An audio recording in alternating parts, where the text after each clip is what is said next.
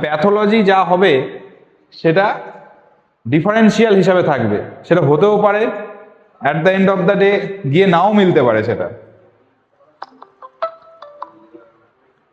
না হলে আর further imaging modalities যেগুলো সেগুলো আসার কোনো প্রয়োজনই হতো না।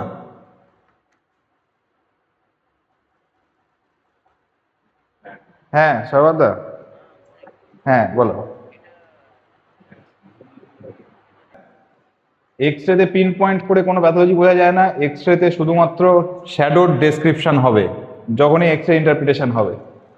তাহলে এই একটা ক্লিনিক্যাল সিনারিও, 22 বছরের একটা young lean and thin male patient, হঠাৎ করে একটা রাইট সাইডের একটা শার্প চেস্ট পেন, সবাই জানে এই সিনারিও, সবাই দেখেছে, এবং শর্টনেস অফ ব্রেথ থাকতেও পারে নাও থাকতে পারে, এর আছে এসছে। এই এক্স রেটাকে ডেসক্রিপশন করতে গেলে যেটা বলতে হবে, যদি বলে যে এক্স রেটায় কি আছে, প্রথমেই কিন্তু আমরা সবাই দেখতে পাচ্ছি যে একটা রাইট সাইডের বড় কমপ্লিট নিউমোথোরাক্স আছে, কিন্তু description of the X ray কিন্তু পরীক্ষায় ওইভাবে হয় না। এক্সট্রা বলতে হবে যে একটা পিএ ভিউ অফ নেম এজ যা থাকবে সেইটা শোয়িং একটা hyperlucency involving the right lung field with একটা margin of the collapsed lung visible, এই দুটো জিনিস। এবার হচ্ছে মেডিয়াস্টিনাল শিফট আছে কি না সেটা কমেন্ট করতে হবে, রিবের কোনো ক্রাউডিং বা রিবের কোনো ওয়াইডেনিং হয়েছে কিনা সেটা মেনশন করতে হবে যখনই আমরা এরকম ধরনের কোনো এক্স রে দেখব। তাহলে যদি এখানে রিবের ওয়াইডেনিং থাকে এবং মেডিয়াস্টিনাল শিফট থাকে, তার মানে হচ্ছে যেটাই ঘটেছে এর মধ্যে এমন একটা প্রেসার ইমব্যালেন্স তৈরি হয়েছে যে উল্টো দিকে ঠেলে দিয়েছে, তাহলে একটা টেনশন নিউমোথোরাক্স, তখন এটাকে বলতে হবে।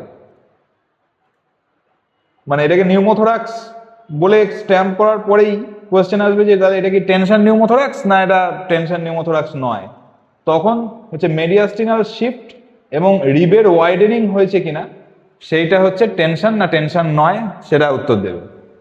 আর যদি বলে যে এটা কি বড় নিউমোথোরাক্স না ছোট নিউমোথোরাক্স, ফোন করলি হয়তো মানে কনসালটেন্টকে, সে বললো যে এটা কি বড় না ছোট, এবার তখন আমরা কি করে বলবো এক্সরেটা দেখে যেটা বড় নিউমোথোরাক্স না ছোট নিউমোথোরাক্স? 100% ম্যাগনিফাইড যে ইমেজগুলো, যেটা মানে বডির আইডিয়াল ইমেজ, সেখানে এই প্লুরা থেকে কস্টাল মার্জিনের যে ডিস্টেন্স, সেটা যদি হাইয়েস্ট পয়েন্টে মানে অ্যাপেক্স, মিড এবং ডায়াফ্রামের লেভেলে যদি কোনো একটা পয়েন্টে 2 সেন্টিমিটারের চেয়ে বেশি সেপারেশন তৈরি হয়, তাহলেই কিন্তু এটা লার্জ নিউমোথোরাক্স। আচ্ছা, ছোট নিউমোথোরাক্স যদি হয় তাহলে কিন্তু সবসময় যে আইসিডি করতে হবে দৌড়ে গিয়ে তা কিন্তু নয়, সেক্ষেত্রে কনজারভেটিভ ম্যানেজমেন্টেও কিন্তু চলতে পারে যদি সেটা প্রাইমারি স্পন্টেনিয়াস নিউমোথোরাক্স হয়। কিন্তু যদি 2 সেন্টিমিটারের বড় ওয়াইডেনিং থাকে, তাহলে irrespective of the nature of origin আমায় কিন্তু চেস্ট টিউব দিতে হবে, সেটা টেনশনে থাক বা না থাক। এবার আর একটা পেশেন্ট, এটাও আমরা অনেক সময় রাত্রেবেলা খুবই ফেস করি, যে আইসিইউতে একটা রোড ট্রাফিক অ্যাক্সিডেন্টের পেশেন্ট মেকানিক্যালি ভেন্টিলেট হয়ে আছে, শুয়ে আছে, হঠাৎ করে একটা তার দেখা যাচ্ছে যে অক্সিজেন রিকোয়ারমেন্ট বাড়ছে ভেন্টিলেটারে, এবং পেশেন্টটার হচ্ছে একটা হাই প্রেশার অ্যালার্ম, ভেন্টিলেটার তোকে ফায়ার করে যাচ্ছে কনস্ট্যান্ট। প্রথম গিয়ে অক্সিজেন রিকোয়ারমেন্ট যেহেতু বাড়ছে, চেস্টটা শোনা হলো, চেস্টটা শুনে গিয়ে দেখা যাচ্ছে যে বাঁ দিকে এয়ার এন্ট্রিটা একটু মনে হচ্ছে কম কম লাগছে, কিন্তু কিছুটা এয়ার এন্ট্রি আছে, মানে একদম এয়ার এন্ট্রি নেই তা না, হাওয়া ঢুকছে কিন্তু একটু কম মনে হচ্ছে। তখন প্রথম মাথায় এলো যে তাহলে এটা কি মানে 1 লাং ভেন্টিলেশন হয়েছে, ডান দিকে ঢুকে গেছে টিউবটা, দেখি একটা এক্স রে করে দেখি। যেহেতু এক্স রে করলি, এক্স রে করে যেটা দেখা যাচ্ছে যে এইরকম একটা পিকচার এলো, 1 লাং তো হয়নি, টিউব ঠিক পজিশনেই আছে, তাহলে কি নিউমোথোরাক্স হয়েছে? এবার নিউমোথোরাক্সও দেখা যাচ্ছে না, তাহলে কি হবে এবার? তাহলে কি এইচআরসিডি করতে নামানো হবে? পেশেন্ট 3টে আয়নোট্রপ পাচ্ছে, প্রচন্ড অ্যাসিনক্রনি হচ্ছে, এই পরিস্থিতিতে পেশেন্টটাকে নামানোও খুব মুশকিল হচ্ছে। তো তখন আমাদের এখানে বোঝার যে উপায় কি চলছে চেস্টের মধ্যে, প্রথমত এটা কোনো এয়ার স্পেস অ্যাবনর্মালিটি কিছু নয়, এটা না ক্যারায় না এইখানে। তো এটা কোনো এয়ার স্পেসে কোনো গন্ডগোল হচ্ছে না, মানে কোনো এমন নয় যে বড় কনসলিডেশন রয়েছে বা এয়ার ডিএসএ চলে যাচ্ছে বা ফেলিওর হচ্ছে, এমনটা নয়। এখানে ওয়ান লাংও হয়নি, কিন্তু অদ্ভুতভাবে দেখা যাচ্ছে যে দুটো ডায়াফ্রামের একটা ডোমের একটা অদ্ভুত সাইজের ডিফারেন্স, মানে হাইটের একটা ডিফারেন্স আছে, এবং এই দিকের ডায়াফ্রামটা অনেক নিচে, এদিকের ডায়াফ্রামটা অনেকটা ওপরে, এবং এই খাঁজটা যেন অনেক ডিপ পর্যন্ত চলে গেছে। এটার নাম কি? হ্যাঁ, এটা হচ্ছে ডিপ সালকাস সাইন। এটা হচ্ছে সুপাইন অবস্থায় নিউমোথোরাক্সের এটাই সাইন, যে রাত্রেবেলা যদি ইউএসজি না থাকে, হ্যাঁ, এই একটা দিকের যে ডায়াফ্রাম সেটা অনেক ডিপ অবধি তার রিসেসটা নেমে যাবে, ঠিক আছে না?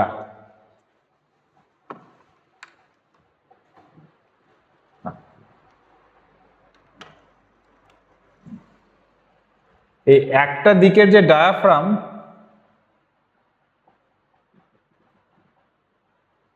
যদি এদিকে হয় এদিকটা, যদি এদিকে হয় এদিকটা, নর্মালি এরকম থাকার কথা, কিন্তু এদিকে হচ্ছে অনেকটা ডিপ অবধি ঢুকে যাবে।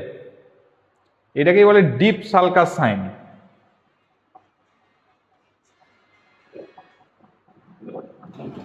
এটা আগের দিনও বলেছি, আজকেও বললাম, তার কারণ হচ্ছে এই সিনারিওটা সবাই আমরা ফেস করি। Dead of the night supine অবস্থায় আছে, পিএ ভিউ করতে বলি, না স্যার করা যাবে না, পেশেন্ট তো খুবই খারাপ আছে, কি করে করব?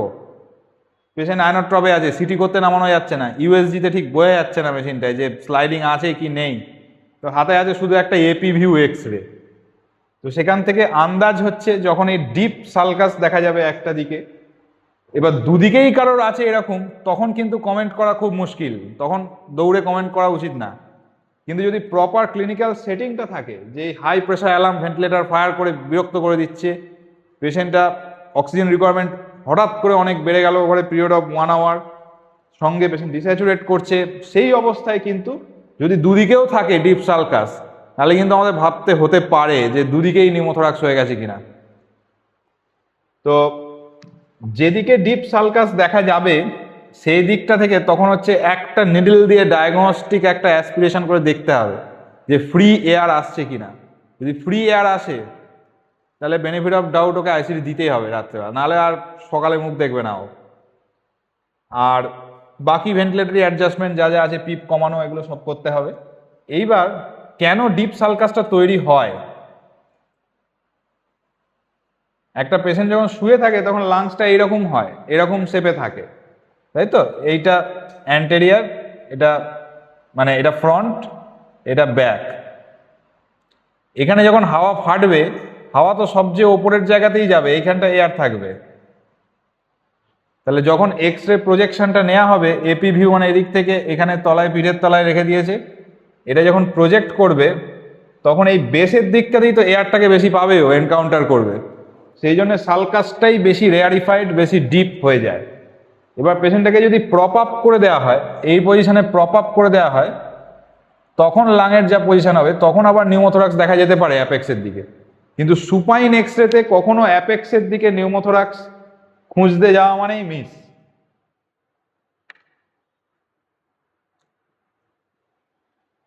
আচ্ছা, এই এক্সরেটা তো সবাই বলে দেবে যে প্লুরাল ইফিউশন একটা আছে, কিন্তু এটাকে ডেসক্রিপশন কি করে করতে হবে? যখনই এক্সরেটা দেবে কেউ, এটা বলতে হবে যে একটা homogeneous opacity involving the lower third of the right hemithorax, বা লোয়ার জোন, লাঙে যে জোন আছে, lower zone of right hemithorax with একটা কনভেক্সিটি আপওয়ার্ডস। এইটুকু বলে থেমে যেতে হবে। তারপরে হচ্ছে এক্সামিনারকে খোঁজানোর সুযোগ দিতে হবে যে তাহলে তোমার কি মনে হচ্ছে, এটা তুমি ডেসক্রিপশনটা ঠিকই দিয়েছো, কি এটা? তখন বলবে যে আমার মনে হচ্ছে স্যার এটা প্লুরাল ইফিউশন একটা। সঙ্গে সঙ্গে তারপর প্রশ্ন আসবে যে তুমি যখন পারকাশন করছো, পারকাশন করে যখন তুমি দেখছো পেশেন্টটাকে, তখন তুমি দেখছো যে একই লেভেলে সব ডালনেসগুলো শুরু হচ্ছে, তাহলে এক্স রেতে আবার এরকম কনকেভ হয়ে যাচ্ছে কেন জিনিসটা? এটার এক্সপ্লেনেশনও অনেক বইতেই লেখা থাকে, অনেক রকম তত্ত্ব দেওয়া থাকে। এইরি ছিল রে। তো আমরা যখন পারকাশন করি তখন কিন্তু আমরা একটা লেভেলেই ডালনেসটা পাই, হরিজন্টাল। কিন্তু যখন এক্স রে নেওয়া হয় তখন এই কনকেভিটিটা অ্যাপিয়ার করে ক্যাপিলারি অ্যাকশনের জন্য। লাং যখন ইনফ্লেটেড থাকে, প্লুরার সাথে অ্যাপোজড হয়ে থাকে, তখন কিন্তু চারিদিকেই একটা ক্যাপিলারি অ্যাকশন কাজ করে। কিছুটা পরিমাণ জলকে ও হচ্ছে কিন্তু সেই ক্যাপিলারি অ্যাকশনে ওপরের দিকে তোলে, এবং সেই জলের লেয়ারটা সো থিন যে সেটাতে ডালনেস প্রডিউস করা সম্ভব নয় পারকাশনে, কিন্তু রেডিওলজিক্যালি একটা হালকা লুসেন্সি কিন্তু তৈরি করে দেওয়া সম্ভব। সেই জন্যেই এটা কনকেভিটিটা দেখা যায়। যখনই হাইড্রোনিউমোথোরাক্স হয়ে যায়, যখনই এয়ার ঢুকে গেল, অ্যাটমসফিয়ারিক এয়ার চলে এলো, তখনই অ্যাটমসফিয়ারের সাথে প্লুরাল প্রেসার ইকুইলিব্রিয়েট করে যায় এবং লাং কোলাপস করে যায়, এবং তখন ক্যাপিলারি অ্যাকশন সাডেনলি লস করে যায়। সেই জন্য হাইড্রোনিউমোথোরাক্স হলে আমরা একটা এয়ার ফ্লুইড লেভেল দেখতে পাই, তখন কিন্তু আর ওই কনকেভিটিটা দেখতে পাওয়া যায় না। আচ্ছা, এইবার হচ্ছে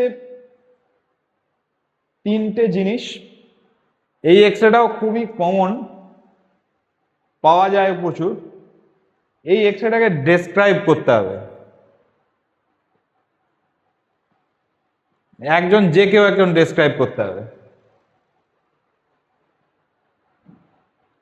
এই এক্সরে সবাই নিয়েছে কেউ না কেউ যে কোনো সময় হাতে।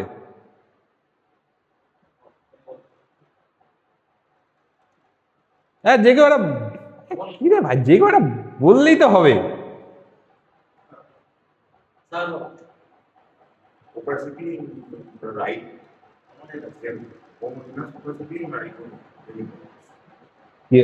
আধখানা, হ্যাঁ সেন্ট্রালি প্লেসড। আর অপাসিটিটা কি? অপাসিটিটা মানে হাফ অফ দ্য হেমিথোরাক্স না ফুল অফ দ্য হেমিথোরাক্স, কি whole of the hemithorax? Trachea centrally placed. আর apex of the heart same লাইনে নেই। আর apex of the heart, apex of the heart যে পজিশনে থাকা সেই পজিশনেই আছে।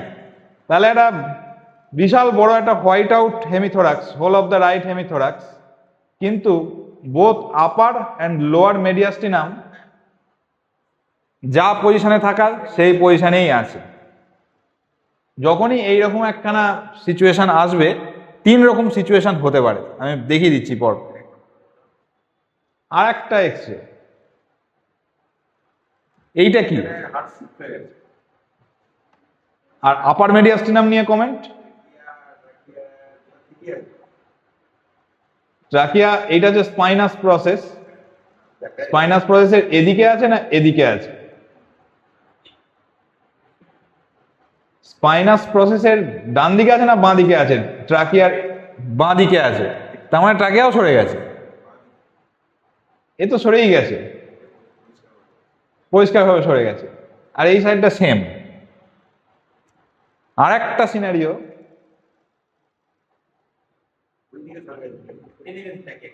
হ্যাঁ সব এদিকে সরে গেছে, কিন্তু এই জায়গাটা সেম, সবই হোমোজিনাস অপাসিটি, তাই তো?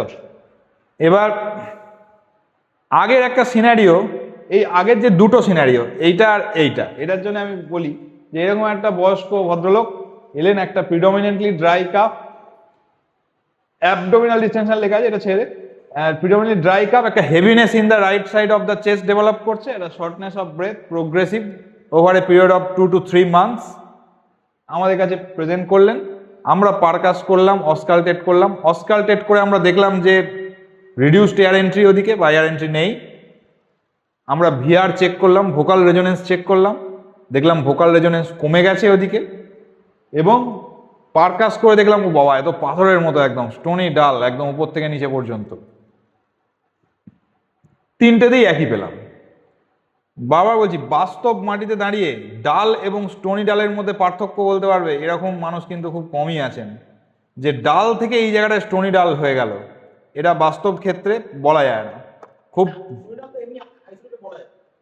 আর কিন্তু একটা ডাল থেকে স্টোনি ডালে কোথায় ট্রানজিশনটা হলো, ডাল না স্টোনি ডাল দুটোই আছে, এটা খুব কঠিন আছে। ডাল টু স্টোনি ডাল ট্রানজিশন ইজ মানে ভেরি টাফ। আর যদি টোটাল চেস্টটা ডাল হয়, সেটাও স্টোনি ডাল হিসাবে কমেন্ট করতেও পারে কেউ, নাও করতে পারে। এটা আইডিয়ালি কিন্তু বোঝা যায় যে ডাল আর স্টোনি ডালের মধ্যে পার্থক্য, যদি গোড়াটা একই থাকে। কিন্তু আমি ধরে নিলাম যে ডাল, আপাতত ডাল স্টোনি ডালের ডিফারেন্সিয়েশনে আমি যাচ্ছি না।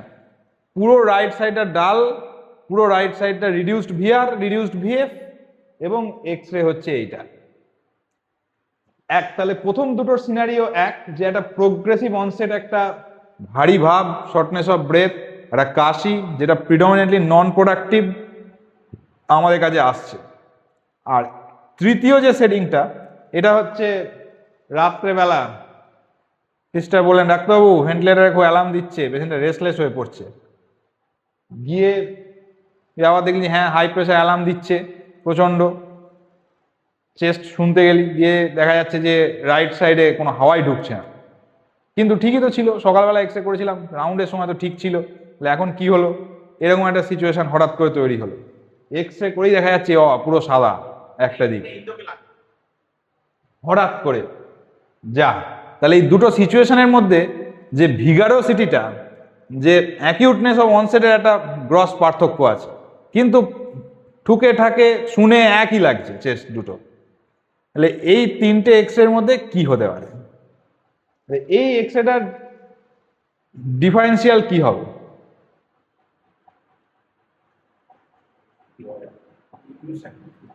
একটা বিশাল বড় প্লুরাল ইফিউশন, কিন্তু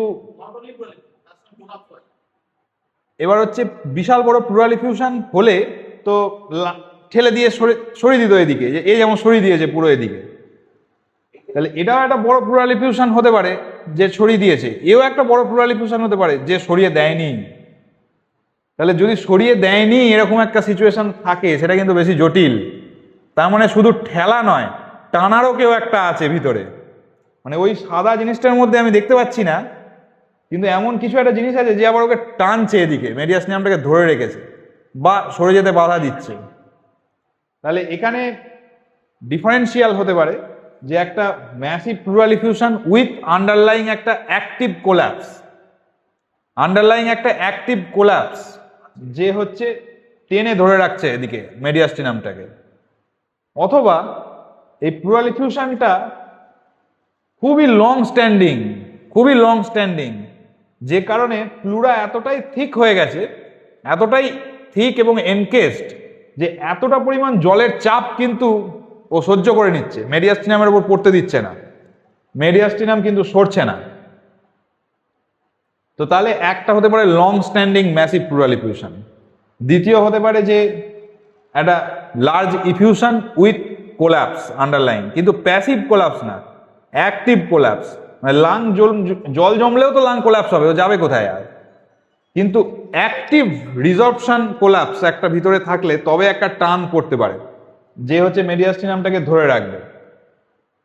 এবার আর একটা ডিফারেন্সিয়াল কেউ বলতে পারে তর্কের খাতিরে যে এটা একটা হোল লাং নিউমোনিয়া।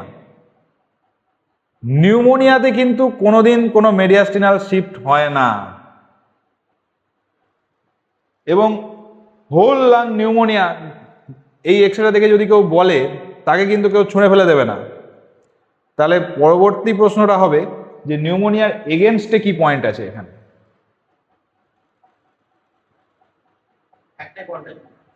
একটাই পয়েন্ট আছে, যে এর একটা homogeneous opacity. Pneumonia whole lung pneumonia হতে পারে, কেউ মাথা দিবি দেয়নি, কিন্তু হচ্ছে তাতে এয়ার ব্রঙ্কোগ্রাম থাকবে, একটা আর্বোরাইজেশন থাকবে, সেটা আমরা দেখতে পাবো, সেটা কিন্তু এখানে দেখা যাচ্ছে না। হ্যাঁ, আইডিয়ালি এটা কিন্তু একদম নন রোটেটেড এক্স রে হতে হবে, যেটা খুঁজে পাওয়া খুব কঠিন বাস্তবে। এখানেও আমি খুঁজে পাইনি, একটু রোটেশন কিন্তু আছে, সুতরাং মেডিয়াস্টিনাম নিয়ে কমেন্ট করার আগে প্রথমেই বলতে হবে স্যার এক্সরেটা কিন্তু রোটেটেড আছে, তাহলে বলে ঠিক আছে ইগনোর দ্যাট, তারপরে বলো। যখন এই পারমিশনটা দিয়ে দেবে স্যার তখন বলতে থাকতে হবে। হ্যাঁ হ্যাঁ আচ্ছা, এখানে তাহলে একটা বড় প্লুরাল এফিউশন, শুধুই ঠেলার বস্তু আছে, টানার কোনো মেকানিজম কিন্তু এখানে চলছে না। তাহলে এই দুটো পেশেন্টের মধ্যে কার প্রগনোসিস খারাপ? এইটা কিন্তু যার ফিক্সড মেডিয়াস্টিনাম আছে, তার মানে আইদার একটা এন্ডোব্রঙ্কিয়াল গ্রোথ আছে কিছু, সেখান থেকে কোলাপস আছে ভিতরে যে হচ্ছে মেডিয়াস্টিনামটাকে ধরে রেখেছে, অথবা এমন কোনো একটা প্যাথোলজি যে প্লুরাটাকে এত টাফ করে দিয়েছে যে মেডিয়াস্টিনামকে ঠেলতে দিচ্ছে না। এবং এই রকম প্যাথোলজি খুব কম আছে। এক হতে পারে একটা লং স্ট্যান্ডিং এমপাইমা যে হচ্ছে এত প্লুরাটাকে থিক করে দেবে যে ও একদম ত্রিপলের মতো হয়ে যাবে। আর দ্বিতীয় হতে পারে মেসোথেলিওমা। এই দুটো প্যাথোলজির বাইরে আর কিচ্ছু নেই। এটাকে বলে প্লুরাল এনকেসমেন্ট। অদ্ভুতভাবে যে একমাত্র একটাই পৃথিবীতে প্যাথোলজি আছে যেখানে পুরো হোয়াইট আউট হেমিথোরাক্স হয়ে যায়, তা সত্ত্বেও হচ্ছে কিন্তু দুদিকে রিব স্পেসটাকে যদি দেখা হয় দেখা যাবে এদিকে রিব কিন্তু একটু ক্রাউডেড আছে হালকা। এবং মেসোথেলিওমাতে এটা হয় কিন্তু যে ভলিউম কন্ট্রাকশনও হয়, একই সাথে পুরো হোয়াইট আউট হয়ে যায়। কিন্তু শুধু প্লুরাল এফিউশন যদি হয় তাহলে কিন্তু এদিকে যেমন রিব স্পেস যা আছে এদিকে রিব স্পেসটা অনেক ওয়াইড এন্ড হয়ে গেছে, অনেক হরিজন্টাল হয়ে গেছে রিবগুলো। হ্যাঁ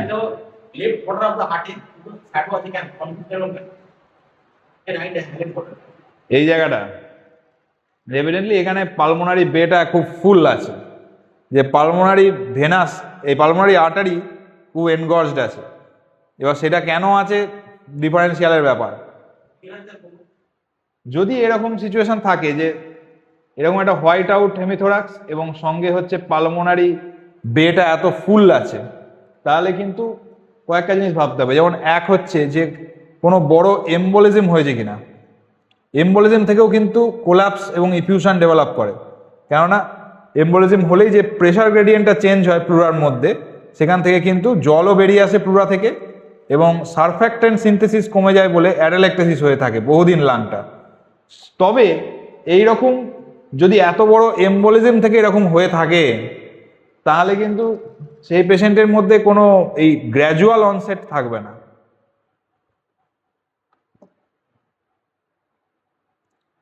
আর এই পেশেন্টটা হচ্ছে তাহলে কি, এটা ডিডি কি, এটা কি হয়েছে, এটা হোল লাং কোলাপস হয়ে গেছে।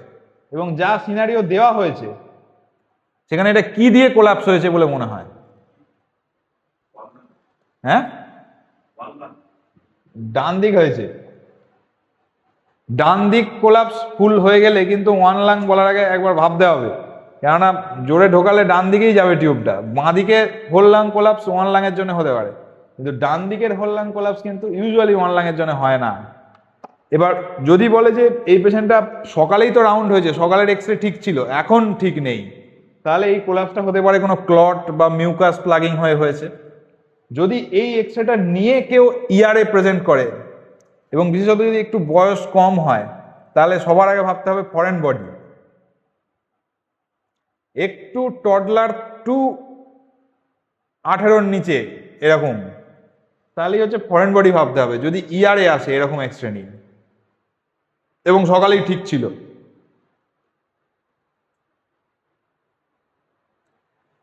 আচ্ছা, lung collapse, whole lung collapse by mucus blood clot যদি ভেন্টিলেটরে না থাকে, যদি ইয়ারে আসে, তাহলে সবার আগে যদি ছোট বয়স হয় ফরেন বডি, আর যদি বড় বয়স হয় তাহলে ম্যালিগন্যান্সি।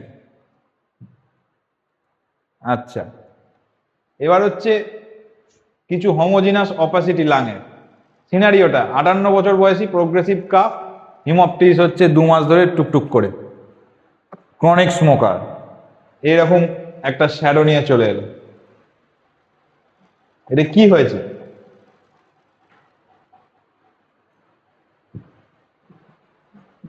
শ্যাডোটা কি হোমোজিনাস না হেটেরোজেনাস?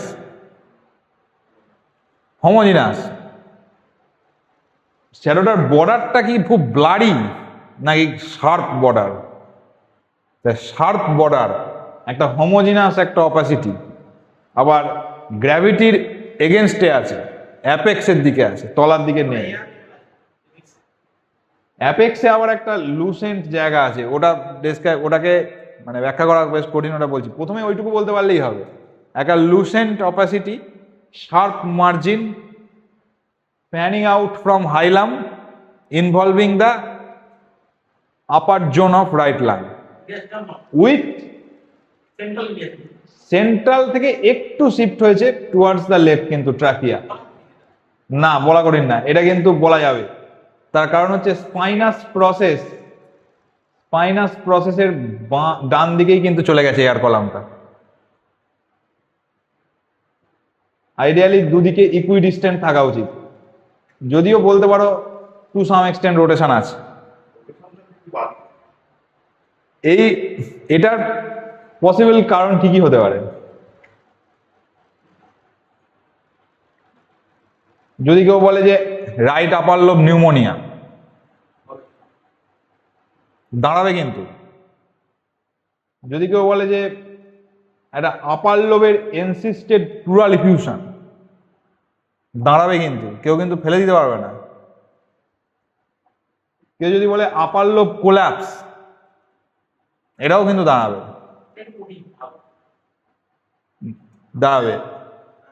কেউ কিন্তু নেগেট করবে না। তারপরেই বলবে যে তাহলে মোস্ট পসিবল কি, এটা মোস্ট পসিবল এটা কি হতে পারে গিভেন দ্য ব্যাকগ্রাউন্ড সিনারিও। তিনটেই অপশন আছে। 2 মাস ধরে নিউমোনিয়া হয়ে আছে, ম্যালিগন্যান্সি আর টিবি। তাহলে কি এমন করেছে ম্যালিগন্যান্সিটা যে এইরকম একটা অপাসিটি তৈরি হয়েছে? এটা মাসের মতো দেখতে। মাস কেমন হয়? শার্প মার্জিন হয়, মাস হয় ইরেগুলার, স্পিকিউলেটেড, ইনফিল্ট্রেটিভ একটা মার্জিনওয়ালা, রাউন্ড বা ওভাল, যা ইচ্ছা যেরকম হতে পারে, সেটা শেপ নিয়ে বলছি না, কিন্তু এটা শার্প বর্ডার মার্জিন। তাহলে এটা একটা এন্ডোব্রঙ্কিয়াল মাস, রাইট আপার লোব কোলাপস করেছে। এটাই কিন্তু মোস্ট পসিবল কারণ। এটা যদি কেউ বলে দেয় যে রাইট আপার লোব কোলাপস করেছে, পসিবলি স্যার এটা একটা bronchogenic carcinoma causing an endobronchial obstruction, তবে কেন কোলাপস বলছো?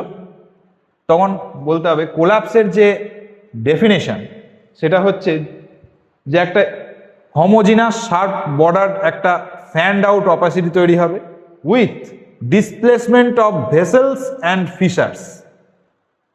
তাহলে ফিশারের ডিসপ্লেসমেন্ট হয়েছে, ফিশারটা অনেক উপরে উঠে গেছে। অবলিক ফিশারের লোকেশন এটা নয়, অবলিক ফিশার অনেক নিচ দিয়ে থাকে। ভেসেলসেরও কিছু ডিসপ্লেসমেন্ট হয়তো দেখলে পাওয়া যেতেও পারে, এবং একটা homogeneous ফ্যান্ড out sharp margin opacity. এটা বলে দেওয়ার পরে জিজ্ঞেস করবে যে তাহলে এই লুসেন্সিটা কে তৈরি করেছে? যদি এটা তুমি বলো যে complete right upper lobe collapse একটা হয়েছে, তাহলে এই লুসেন্সিটা কার? সম্ভাবনা দুটোর বাইরে কিচ্ছু হবে না, সম্ভাবনা। কিন্তু এক্স রে কিন্তু কখনো ডায়াগনোসিস বলবে না, ডায়াগনোসিস ব্রঙ্কোস্কোপি করেই বোঝা যাবে যে কি হয়েছে।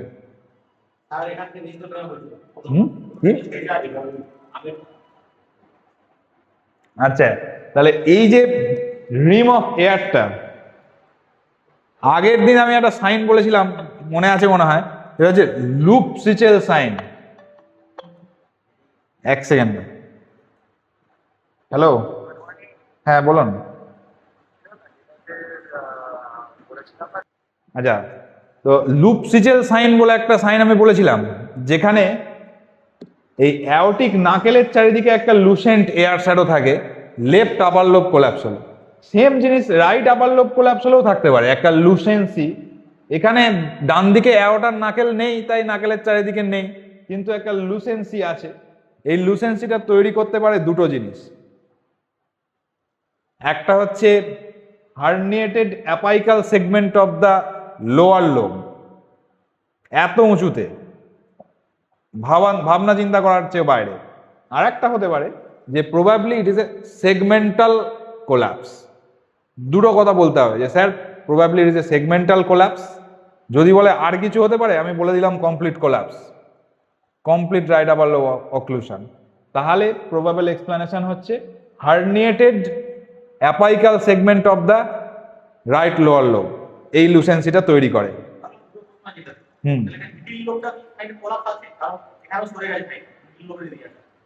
মিডিল লোবের কোনো কোলাপস এখানে নেই। এইটা হ্যাঁ বলো।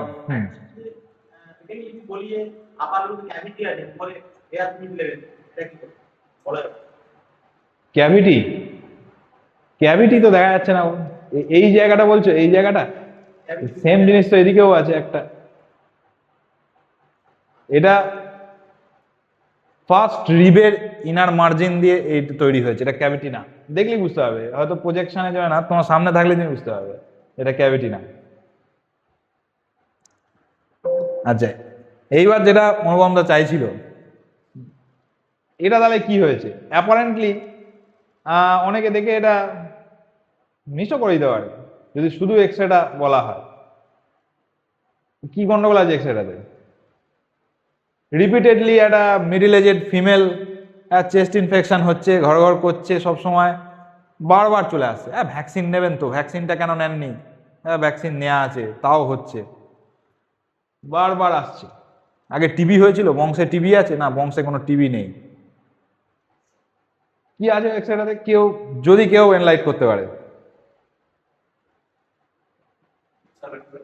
হ্যাঁ, বেজাল অ্যাডালেক্টাসিস। বেজাল অ্যাডালেক্টাসিস কিন্তু মানে হবে কেন? অ্যাম্বুলেটারি পেশেন্ট, সে ঘুরে বেড়ায়, বাড়ি থেকে আসে, ওপিডি, এখানে ইনডোর নয়, ওপিডিতে আর তার সাথে শুধু দেখা হচ্ছে, এই মহিলার সাথে শুধু ওপিডিতেই দেখা হচ্ছে। এ কোনো ভর্তি টর্তি ছিল না, কোনো অপারেশন হয়নি, ভেন্টিলেটেড হয়নি, শোয় না।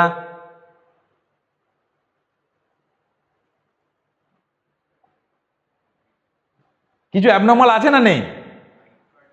অ্যাবনর্মাল আছে, রাইট কার্ডিয়াক বর্ডারের কাছে কিছু অ্যাবনর্মাল আছে, তাই তো? কি অ্যাবনর্মাল আছে ডেসক্রাইব কর খোলা মনে।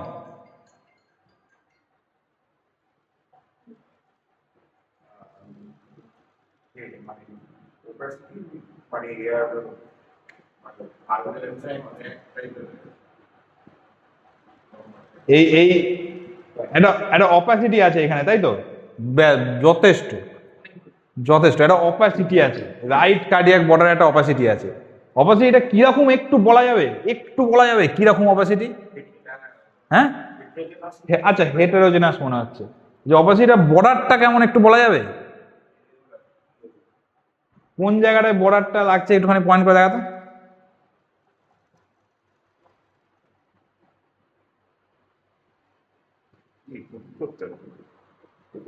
হ্যাঁ,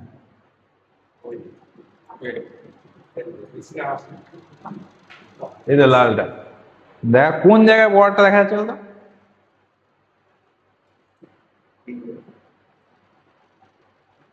হ্যাঁ, তলার দিকের বর্ডারটা কেমন? শার্প লাগছে, তাই তো? উপরের দিকের বর্ডারটা না হয় বোঝা যাচ্ছে না ভালো, ঠিক আছে। তলার দিকের বর্ডারটা শার্প এবং মানে প্রায় বোঝাই যাচ্ছিল না, এমন আছে অপাসিটিটা। কেন বোঝাই যাচ্ছিল না প্রায়? কেননা হার্টের সাথে লেফটে আছে একদম অপাসিটিটা, তাহলে সিলোট হয়ে আছে হার্টের সাথে, তাই তো? সিলোট হয়ে আছে, সিলোট সাইন সবাই অনেকেই করে, কিন্তু এই হচ্ছে হার্টের রাইট বর্ডারের সাথে সিলোট হয়ে আছে, বুঝতে পার? তাহলে এই অপাসিটিটা কি হতে পারে? বলতে পারে মিডিল লোব নিউমোনিয়া বলে দিয়েছে। এটা কিন্তু খুবই সম্ভব। যদি কেউ বলে যে মিডিল লোব মাস, সেটাও কিন্তু ফেলে দেওয়ার মতো নয়। মাস তার সঙ্গে একটা কোলাপস থাকলেও থাকতে পারে, এক্সরে টেবিলে ফেলে দেওয়ার মতো নয়। তাহলে তিনটে জিনিসই হতে পারে। একটা হচ্ছে right middle lobe pneumonia, right middle লোবের একটা মাস উইথ কোলাপস, অথবা রাইট মিডিল লোব কোলাপস। এই সিনারিওটা এই জন্য দিয়েছি, তার কারণ এই সিনারিওটা খুব ইম্পর্টেন্ট। একটা লেডি উইন্ডারমেয়ার বলে একজন মহিলা ছিলেন ইংল্যান্ডে। সেই পেশেন্ট বারবার এরকম, তার কিছুতেই কমছে না, তো টিবির ওষুধ খেয়েছে, তারপরেও ফিরে আসছে। এরকম টিবির ওষুধের বেশি ওপরে আর ভাবনা চিন্তা করার কোনো জায়গা সেই যুগে ছিল না। আবার ম্যালিগন্যান্সি হলে তো সে চলেই যেত, চলেও যাচ্ছে না, বছরের পর বছর আসছে। তখন মনে হয় এটা বিশেষ কোনো রোগ, এই উইন্ডারমেয়ারেরই হয়েছে এটা। তো এই ধরনের পেশেন্ট পেলেই তাদেরকে বলা হতো লেডি উইন্ডারমেয়ার সিনড্রোম। তো এই লেডি উইন্ডারমেয়ার সিনড্রোম বা মিডিল লোব সিনড্রোম, এটা হচ্ছে একটা recurrent middle lobe pneumonia, recurrent middle lobe collapse, এবং মোস্ট অফ দ্য কেসেস এখানে দেখা যায় যে অফেন্ডার হলো এনটিএম, আর কিচ্ছু না। এবার এই মিডিল লোবটাই কেন হয়, বাকি লোবগুলো কি দোষ? নন টিউবারকুলার মাইকোব্যাকটেরিয়া। যখন হচ্ছে ব্যাকটেক কালচার আবিষ্কার হয়েছিল, যে টিবির কালচার বা এএফবি কালচার, তখন দেখা যাচ্ছিল যে এই জীবাণুগুলো যে আছে এগুলো দেখতে টিবির মতো, কিন্তু এরা টিবির চেয়ে তাড়াতাড়ি গ্রো করে কালচার মিডিয়ামে, টিবির চেয়ে একটু তাড়াতাড়ি বাড়ে, টিবির মতো, কিন্তু আবার টিবি নয়, টিবির ওষুধ দিয়ে ভালো হয় না, এগুলো আবার ফিরে চলে আসে। তো তখন তাহলে বললো যে তাহলে এগুলো মাইকোব্যাকটেরিয়াম আদার দেন টিউবারকুলোসিস, এরা মট ফট বলে দিল লোকজন যে মাইকোব্যাকটেরিয়াম আদার দেন টিউবারকুলোসিস, এরকম বলে একটা ছিল।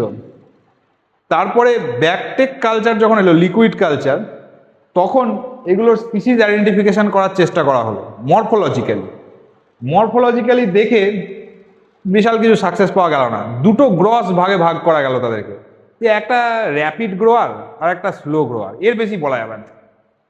এই দুটোর একটা গ্রস ট্রিটমেন্ট দেওয়া হলো, যে র্যাপিড হলে এই দেবো, স্লো হলে এই দেবো। তারপরে আরো পরে মলিকুলার জিনোমিক্সের আগে রিফ্র্যাকশন, লাইট রিফ্র্যাকশন টেকনোলজিকে কাজে লাগিয়ে মাল্টিটফ বলে একটা টেকনোলজি এলো, যে তার গায়ে আলো পড়ে কিরকম বিচ্ছুরণ হচ্ছে তার উপর ভিত্তি করে তার স্পিসিসটাকে বোঝা যায়। এবং এই একই ধরনের জীবাণু মাটি ফাটিতে পাওয়া যেতে লাগলো, সয়েল ফ্রি গ্রোয়িং অর্গানিজম হিসেবে পাওয়া যেতে লাগলো। তো এই সমস্ত সয়েল গ্রোয়ার অথচ লাঙের মধ্যে আছে, মাল্টিটফ দিয়ে দেখা গেল যে না, র্যাপিড গ্রোয়ারগুলোর মধ্যেও 2-3 রকমের প্রজাতি আছে, স্লো গ্রোয়ারগুলোর মধ্যেও অনেকগুলো প্রজাতি আছে। তখন সেগুলোর নামকরণ আস্তে আস্তে করা হতে লাগলো, কোন সিনারিওতে তাদের পাওয়া যায় তার ভিত্তিতে, কোন বিজ্ঞানী আবিষ্কার করেছে তার ভিত্তিতে। দেখা গেল কিছু এরকম জীবাণু অ্যাবসেসের মধ্যে পাওয়া যায়, তার নাম যেটা অ্যাবসেসাস, মাইকোব্যাকটেরিয়াম অ্যাবসেসাস, আর কিছু নাম মাথায় আসছে না। এইরকম বিভিন্ন রকম সিনারিও ব্যক্তির ভিত্তিতে তখন নাম হলো। তারপরে যখন মলিকুলার জিনোমিক্স এলো, হোল জিনোম সিকোয়েন্সিং করা হলো, তখন দেখা গেল যে প্রত্যেকে আলাদা আলাদা জীবাণু এস্টাবলিশ হলো। তো এই একদমই না, প্রত্যেকটা স্পিসিস আলাদা। তো এই কিন্তু মেন যেটা এক্সরে ক্লাসে যেটা বুঝতে হবে, যে এই মিডিল লোবটাই কেন সব থেকে বেশি এফেক্টেড হয়, এইটা বলতেই হবে। এটা বলতে পারলে কিন্তু ভালো মার্কস দেবে এক্সামিনার, যে মিডিল লোবটাই কেন বারবার হয়।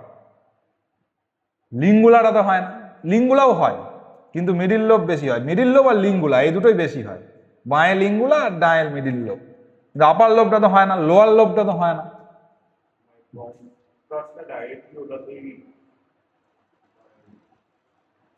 প্রথমত হচ্ছে, এটা ব্রঙ্কোস্কোপি যারা দেখেছে তারা বুঝতে পারবে যে মিডিল লোবের যে অস্টিয়াটা, সরু মতো অস্টিয়া, এটা স্লিটের মতো, দেয়াল থেকে জাস্ট ফাঁকে ঢুকে যায়। কিন্তু লোয়ার লোবের অস্টিয়াগুলো বড় বড় বড় বড় অস্টিয়া একদম।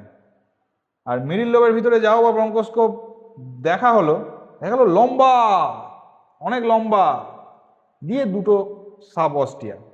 তাহলে মিডিল লোব হচ্ছে directly open to the bronchus intermedius, slit like opening, more long in course, more transverse in course, যেখানে গ্র্যাভিটি এডেড ড্রেনেজ হওয়া একটু ডিফিকাল্ট, এবং মোস্ট রিচলি সাপ্লাইড বাই পেরিব্রঙ্কোভাস্কুলার লিম্ফ্যাটিক্স।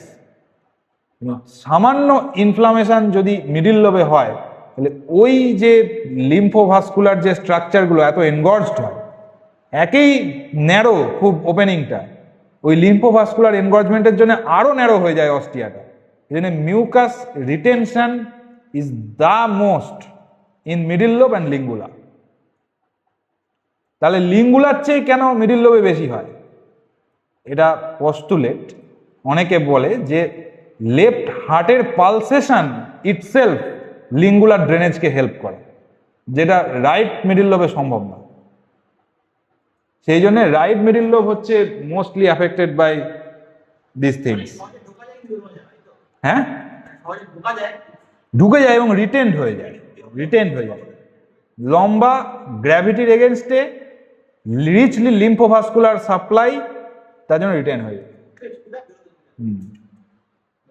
সেই জন্যে সাধারণভাবে এটা হচ্ছে পালমোলজিসের মধ্যে ডিকটাম হচ্ছে, ব্রঙ্কোস্কোপি করতে ঢুকে যদি দেখা হয় বেটা সবই নর্মাল, কোথা থেকে ব্যাল নেবো বুঝতে পারছি না, সিটি স্ক্যানটাও নর্মাল, বলে মিডিল লোব থেকে ব্যাল নিয়ে চলে এসো, যদি কিছু থাকে ওখানে পাওয়া যাবে।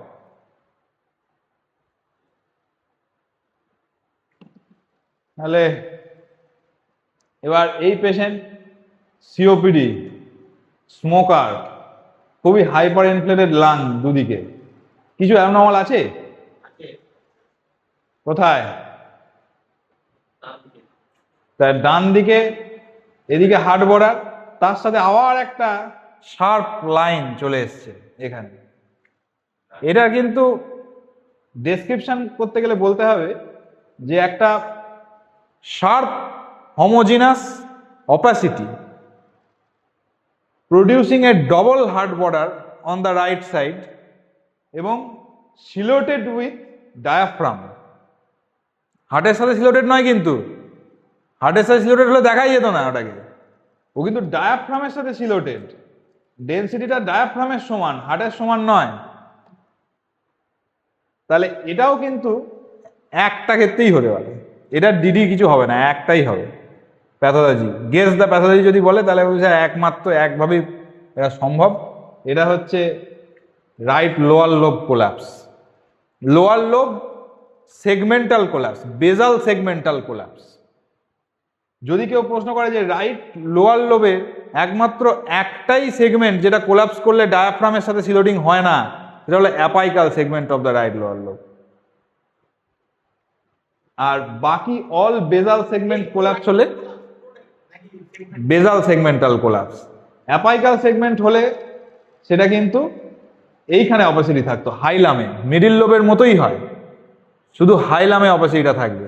রাইট লোয়ার লোব যদি বলে যে point the marker to the apical segment of the right lower lobe, একটা এক্স-রে করে কেউ যদি একটা জামাই ঠকানো প্রশ্ন করে কোনো এক্সামিনার, কেউ যদি করেন এরকম, তখন যদি বলে যে তুমি একটাই হাত রাখো, শুধু right apical segment of the right lower লোবে হাত রাখো, সোজা হাইলামের পাশে হাত রেখে তুমি,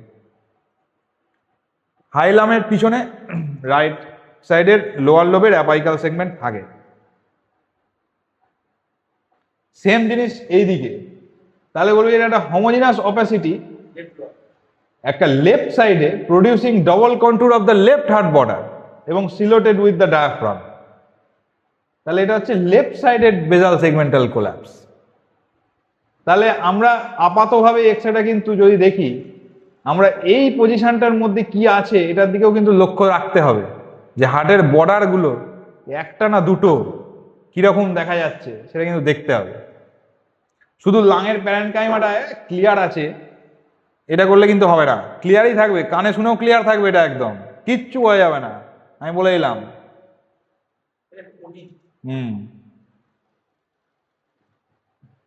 আচ্ছা, ডান দিকে যেরকম হয়েছিল, হ্যাঁ এটা বাঁ দিকে হয়েছে, তাহলে ওই অ্যাওটার চারদিক দিয়ে এরকম একটা লুসেন্সি তৈরি হয়েছে।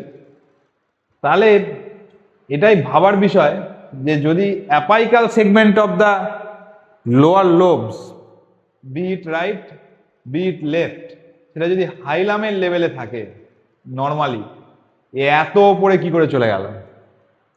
এটা হচ্ছে যখন ভলিউম কন্ট্রাকশন হচ্ছে আপার লোবে, তখন লোয়ার লোবের অ্যাপাইকাল সেগমেন্টটা হার্নিয়েট করে সেটাকে কম্পেনসেট করার চেষ্টা করে, এটা পুলিং আপ হয়।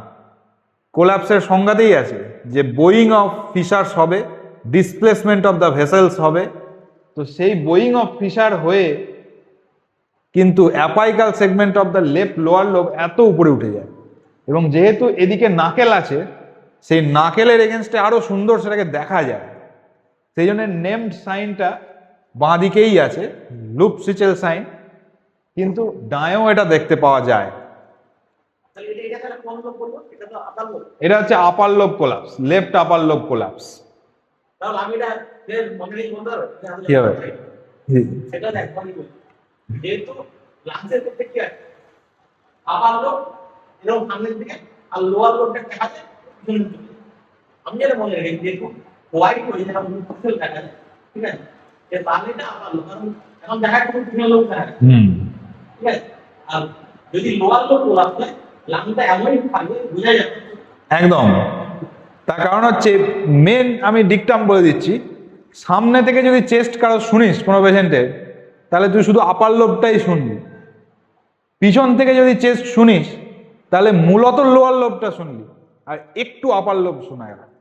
আর যদি বগলটা শোনা হয়, তাহলে মিডিল লোব শোনা হলো। শুধু সামনে থেকে দেখে শোনা গেল মানে মিস।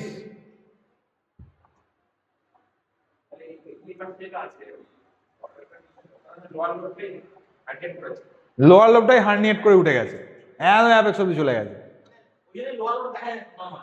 হ্যাঁ, নর্মাল লোয়ার লোব ওটা, against the collapsed upper lobe.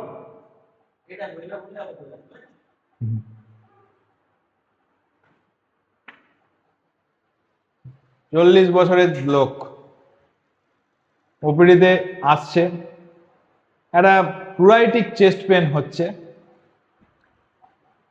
আমরা যে সিনারিওটায় পাই, অনেক অ্যান্টিবায়োটিক খেয়েছে, কিন্তু ব্যথা থাকছে, ব্যথার ওষুধ খেয়েছে, ব্যথা থাকছে। হ্যাঁ,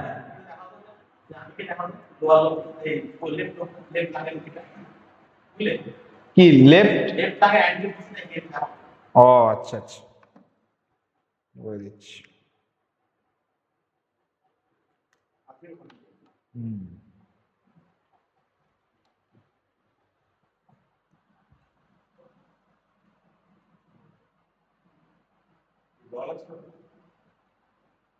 ল্যাটারাল এক্সরে করলে এরকমই তো দেখা যায়,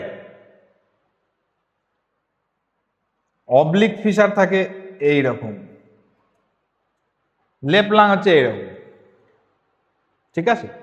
আর রাইট লাঙে শুধু এক্সট্রা যেটা থাকে, এখান দিয়ে একটা হরিজন্টাল ফিশার থাকে, সে লেফট লাংই বলি। তো এই লেফট লাঙে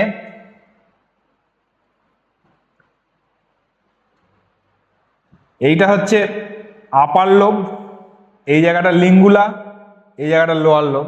লেফট লাঙেও কিন্তু একটা ফিশার মাইনর থাকে এরকম। তো আপার লোবের মধ্যে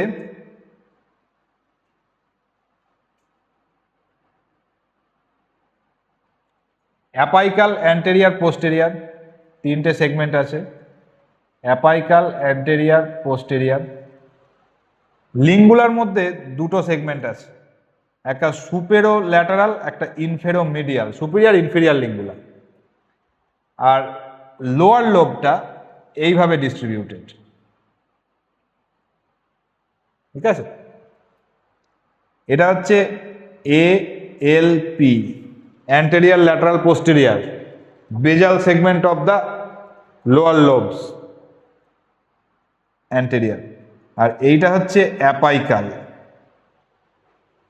তাহলে যদি এমন একটা সিনারিও তৈরি হয় যে এই আপার লোবটাকে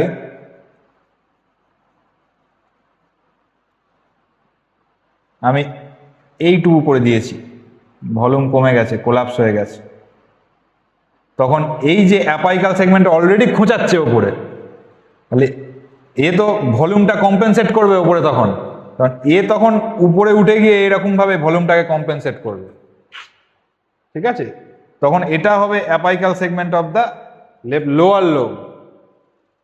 তাহলে এই শ্যাডোটার ব্যাকগ্রাউন্ডে তখন একটা লুসেন্ট যে স্ট্রাকচারটা দেখা যাবে, সেটা none other than apical segment of the lower lobe. Be it left be it right, সেইটাই ঠিক দেখা যাচ্ছে, ওইভাবে উঠে এসছে ওপরে। এবং এই কোল্যাপসড যে লোবটা, ঠিক লোবের মতোই দেখা যাচ্ছে, যে ভলিউম রিডাকশন হয়েছে ওটা, ঠিক আছে। এই আর রাইট সাইড যদি হয় তাহলে হচ্ছে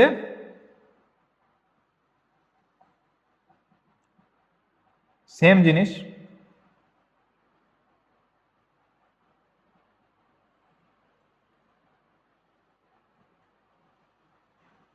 অ্যাপাইকাল, anterior, posterior, segment of the right upper lobe, এটা মিডিল লোব, মিডিল লোবের হচ্ছে সুপিরিয়ার ইনফেরিয়ার, লিঙ্গুলাতে যা ছিল সেম, আর এখানেও হচ্ছে সেম, অ্যাপাইকাল এ এল পি। তবে বাঁ দিকে হার্ট ছিল, ডান দিকে হার্ট নেই, কিছু এক্সট্রা জায়গা আছে, তার জন্যে একদম পিছনের দিকে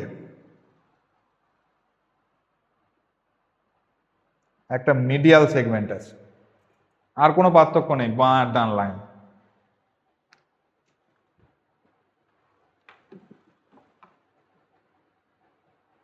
আচ্ছা, এবার এইরকম একখানা পেশেন্ট এলো, ওনার হিস্ট্রি যেটা সেটা হচ্ছে 3 সপ্তাহ ধরে বিভিন্ন রকম অ্যান্টিবায়োটিক খাচ্ছেন, জ্বর একটা আছে, লো গ্রেড বা হাই গ্রেড যা হোক হতে পারে, কফ কিন্তু বেরোচ্ছে না, কফ বেরোচ্ছে না। অনেক সময় দেখা যায় যে একটা আঘাতের হিস্ট্রি আছে, হ্যাঁ, ফুটবলার হলো, বিশাল জোর ফুটবল লেগেছিল স্যার 1 মাস আগে, ব্যথা হয়েছিল, ব্যথার ওষুধ খেয়েছিলাম, ব্যথাটা পুরো কমছে না, একটা এক্সরে করালাম, ব্যথা হচ্ছে কেন, বাঁ দিকে ব্যথা, চিন্তা হচ্ছে, এই শ্যাডো। মোস্ট কমন ডায়াগনোসিস কি হবে এটা? এটা এনসিস্টেড প্লুরাল এফিউশন, এখানে হচ্ছে একটা উল্টো ডি এর মতো সাইন হয়ে গেছে, এটাকে রিভার্স ডি সাইন বলে। এবং মোস্ট কমনলি ছুঁচটা ফোটালে দেখা যায় যে আইদার রক্ত বেরিয়ে আসছে অথবা পুঁজ বেরিয়ে আসছে, এই দুটো মোস্ট কমনলি এখানে থাকে। রিভার্স ডি সাইন, এটা যেটা প্লুরাল প্যাথোলজি, তার সপক্ষে এখানে পয়েন্ট কি ছিল, যে কাফটা নন প্রোডাক্টিভ কাফ। এই এক্সরে সবাই জীবনে কোনো না কোনো একবার দেখেছে, পাশে পেশেন্ট বসে আছে, এক্সরেটা দেখেই পেশেন্টের চেয়েও ডাক্তারের মুখ চুন হয়ে গেল, কি বলবে না বোঝা যাচ্ছে না, সবাই দেখেছে এটা, এরকম সিচুয়েশন সবার হয়েছে। এটা আমার ব্যক্তিগত ফেস করা সিচুয়েশন একটা আমি এখানে লিখেছি, যে আমি দেখলাম যে একটা ইয়াং ওম্যান কিছুদিন আগে একটা অ্যাবর্শনের হিস্ট্রি দিল, এবং অ্যাবর্শন করার পর তার শ্বাসকষ্টটা বাড়ছে, একটা কাশি হচ্ছে, রক্ত বেরোয় না, এই অবস্থায় সে আমার কাছে এলো, never been followed up with a follow up beta SCG, এসে এক্সরে এইটা দেখালো। তাহলে ডিএনসি যাই হোক না কেন, যাই বেরোক ভিতর থেকে ডিএনসি করে, ফলো আপ বিটা এসসিজি কিন্তু করতেই হবে, যে সাবজেক্টের লোকই হোক না কেন কেউ, না হলে এইরকম সিচুয়েশন হতে পারে কারণ। তাহলে ইট ওয়াজ এ মোলার প্রেগনেন্সি, ডিএনসি করে ছুটি দিয়ে দেওয়া হয়েছে, তারপরে কিন্তু নেভার ফলোড আপ, পেশেন্ট নিজেও হয়তো ফলো আপ করেনি, বিটা এসসিজিও কখনো আর সে দেখা হয়নি, প্রেজেন্টেড উইথ দিস।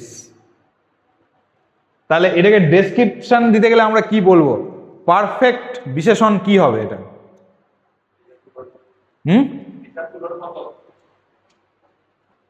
না, এটার একটা আইডিয়াল যে ডেসক্রিপশনটা, যেটা বললে সব জায়গায় মেনে নেবে সবাই, এটা হচ্ছে multiple round nodular opacity distributed in all the lung zones of varying sizes, ব্যাস, এই শব্দটাই শুধু বলতে হবে। হ্যাঁ, মোস্টলি হাই।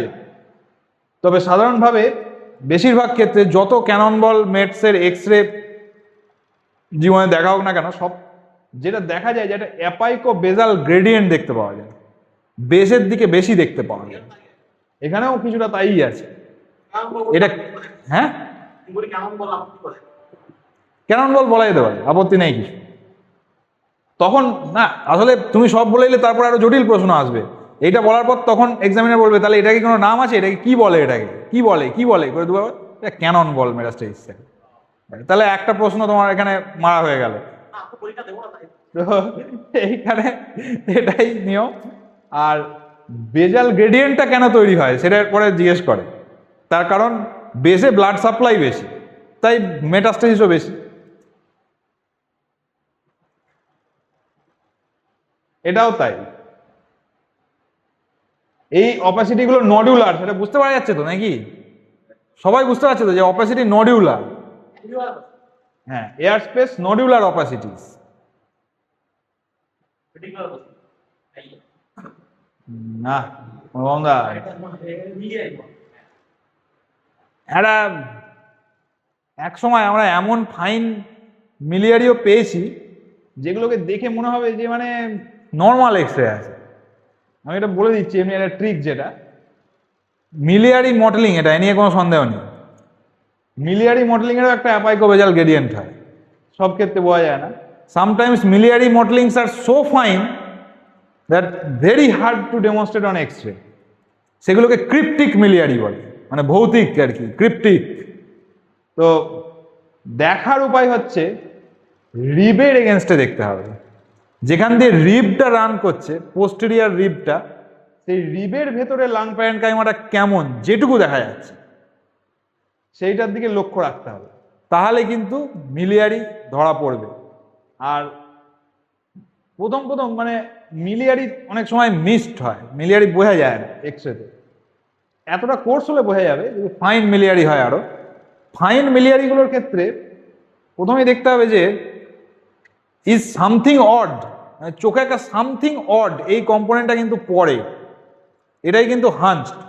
যখন সামথিং অড, এর লাং প্যারেনকাইমাটা ডার্টি হতে পারে কিন্তু একটা সামথিং অড, তখনই কিন্তু রিবের এগেনস্টে এই জায়গাগুলোকে দেখতে হবে ভালো করে, তবে কিন্তু বোঝা যাবে। প্রয়োজনে বোঝা যাচ্ছে না, এক্সরে টেকনিশিয়ানকে বলতে হবে একটু এক্সপোজারটা কম করে একটা এক্সরে করে দেবেন, তাহলে কিন্তু অনেক বেশি বোঝা যায় এগুলো। যে এক্সপোজারটা যা আছে একটু কম করে দিন, মানে এক্সপোজারটা কমিয়ে দিন, তাহলে কিন্তু ধরা পড়ে যায়। রাহুল এটা বেশ না বেশি আছে আমি তুমি জায়গা পার্টিকুলার হ্যাঁ অনেক বেশি আছে এক্সপোজার, কি হয়েছে অনেক বেশি আছে।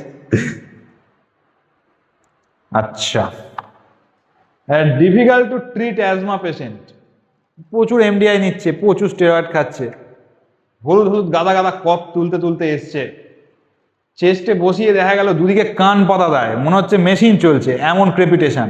এবং ক্রেপিটেশনগুলো বাইফেজিক, শ্বাস নিচ্ছে যখন তখনও গড়গড় করছে, ছাড়ছে যখন তখনও গড়গড় করছে, এত ভয়ঙ্কর ক্রেপিটেশন। এক্সরে করা হলো, দেখা গেল আগে তার কোনো এক্সরে হয়নি, এই প্রথম এক্সরে হলো, এবং সেই এক্সরেটা এইরকম দেখতে। কি আছে এক্সরেটাতে?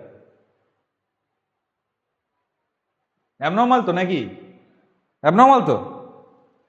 বাইল্যাটারালি অপাসিটি আছে না একদিকে আছে? বাইল্যাটারালি আছে।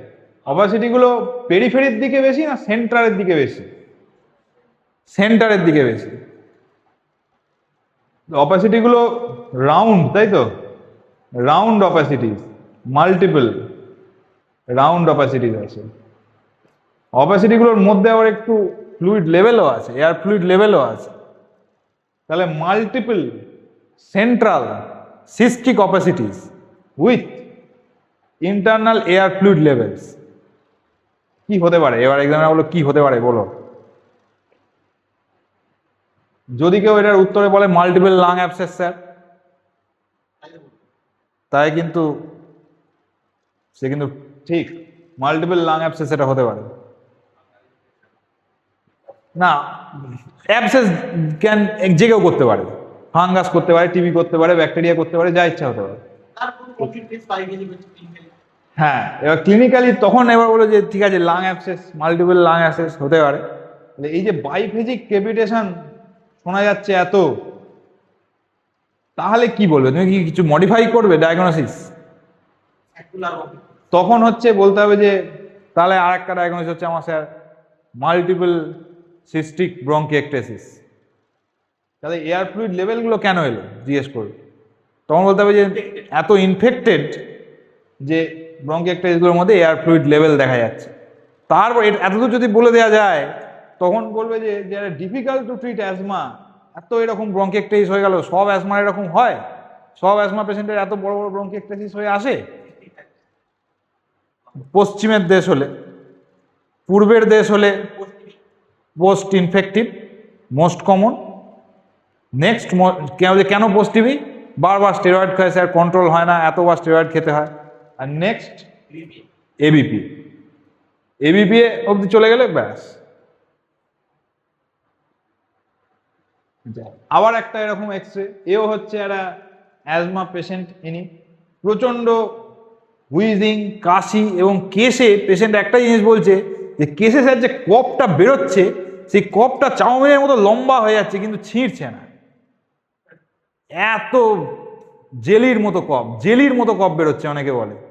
অনেকে বলে কফের মধ্যে সুতো পাচ্ছি স্যার, সুতো পাওয়া যাচ্ছে কফের মধ্যে, ক্রাসম্যান স্পাইরাল বলে যেগুলোকে। তো সেই রকম পেশেন্ট টেনেসিয়াস পুটান, পুওর কন্ট্রোল অ্যাজমা, তার এরকম একটা এক্সরে। তাহলে এই যা এসছে, তাহলে বলতে হবে যে রাইট আপার লোবের একটা নন হোমোজিনাস অপাসিটি দেখতে পাওয়া যাচ্ছে এখানে। কি হতে পারে, টিবি হতে পারে, ঠিক আছে, আর কি হতে পারে? তখন হালকাভাবে দেখলে বোঝা যাবে, মনে হচ্ছে যেন একটা হাত আছে এইভাবে, তাই তো, এই আঙুল আছে, এটা হচ্ছে ফিঙ্গার ইন গ্লাভ অ্যাপিয়ারেন্স। ওই যে জেলিগুলো জমে আছে ভিতরে, এত থিক যে বেরই করতে পারেনি, ও ভিতরেই জমে আছে, দিয়ে গ্লাভড ফিঙ্গার অ্যাপিয়ারেন্স হয়ে গেছে। আচ্ছা, এই সাইনটার নাম শুধু জিজ্ঞেস করতে হবে, স্পটার নাম। হ্যাঁ, gloved finger, finger in glove sign. Diagnosis হচ্ছে impacted tenacious mucus in asthma patients. হ্যাঁ, যে কোনো, বা সিস্টিক ফাইব্রোসিস পেশেন্টদেরও হয়, এরকম এবিপিএ পেশেন্টদেরও হয়। ট্রিটমেন্ট হচ্ছে মিউকোকাইনেসিস, না শুধু মিউক্সিনাক দিলে হবে না, যেটা এখন একটা হোল নিউ চ্যাপ্টার। সসের বোতল থেকে যদি সস বের করতে হয় তাহলে সসটাকে পাতলাও করতে হবে, বোতলটাকে ঝাড়তেও হবে, তবে সস বেরোবে কিন্তু, ঠিক আছে? সুতরাং হচ্ছে পাতলা করার ওষুধ মিউসিনাক, ঝাড়ার ওষুধ হচ্ছে অ্যারোবিকা, ঝাড়তে হবে কিন্তু, নাহলে বেরোবে না। অ্যারোবিকা, স্পাইরোমেট্রি, চেস্ট ফিজিও, মানে ফিজিক্যাল কাইনেসিস করতে হবে। আচ্ছা, এবার হচ্ছে এইটা নেমড সাইন একটা আছে, জাস্ট শুধু নামটা শুনবো, পরের এক্সারে চলে যাবো। বলেছি কিন্তু আগের দিন, হাইলাম ওভারলে সাইন, মানে হাইলামে একটা মাস আছে, এটা সবাই দেখতে পাচ্ছে, কিন্তু সেই মাসের মধ্যে দিয়ে আবার ভেসেল গুলো হাইলামে ঢুকছে, দেখাই যাচ্ছে, এটা ট্রান্সলুসেন্ট মাস। তো হাইলাম ওভারলে সাইন যদি পজিটিভ থাকে, বলেছি মানে এম হতে পারে, এটা পেরিকার্ডিয়াল সিস্টও হতে পারে, সেটা depends upon the morphology of the mass itself. কিন্তু এই ওভারলে যদি দেখতে পাওয়া যায়, তার মানে মাসটা হাইলামের সামনে থাকতে পারে, হাইলামের পিছনেও থাকতে পারে, কিন্তু হাইলামে নেই, হাইলামে নেই। এটা হাইলার কনভার্জেন্স সাইন, এই যে ভেসেলস গুলো কনভার্জ করছে, খুব ভালো ছবি নয়। আচ্ছা, এইটা কি সবাই দেখেছে? সবাই দেখেছে।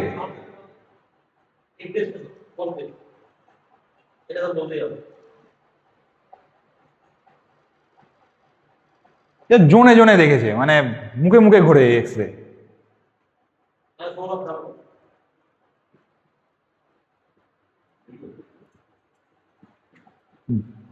বল বল, কিছু বল ভাই, কিছু বল, কিছু বল, কেউ জাজ করবে না, কিছু কিছু। হ্যাঁ, পালমোনারি ইডিমা, এটা হচ্ছে ব্যাট উইং অপাসিটি। পালমোনারি ইডিমাতেই মোস্ট কমনলি পাওয়া যায় ব্যাট উইং অপাসিটি। এইটা কি? এটা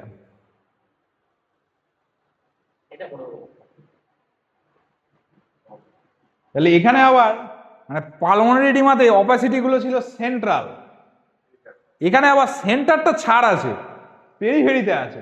আজকালকার যুগে দেখলে সবার প্রথমে কোভিড মোভিড এই সমস্ত বলবেন লোকজন, কিন্তু কোভিডের আগে যে কোনো viral pneumonia can take this kind of radiographic appearance.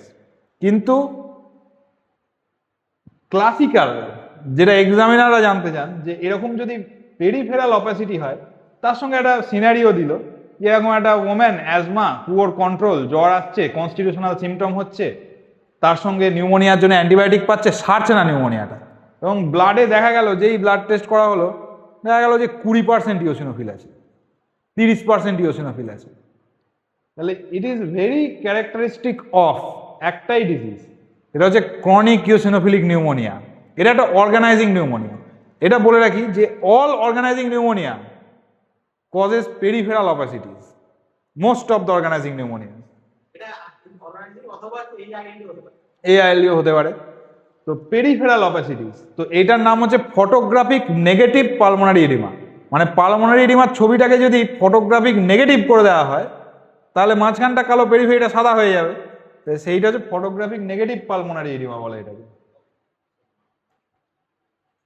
এখানে patient immunocompromised, on chemotherapy, কাশছে, কফ বেরোচ্ছে, কালচে কফ বেরোচ্ছে একটা, আবার মেলানোপটাইসিস হচ্ছে। তো এক্স রে করলাম, এরকম জিনিসটা দেখা গেল। অ্যাবনর্মাল না নর্মাল? কোন দিকে?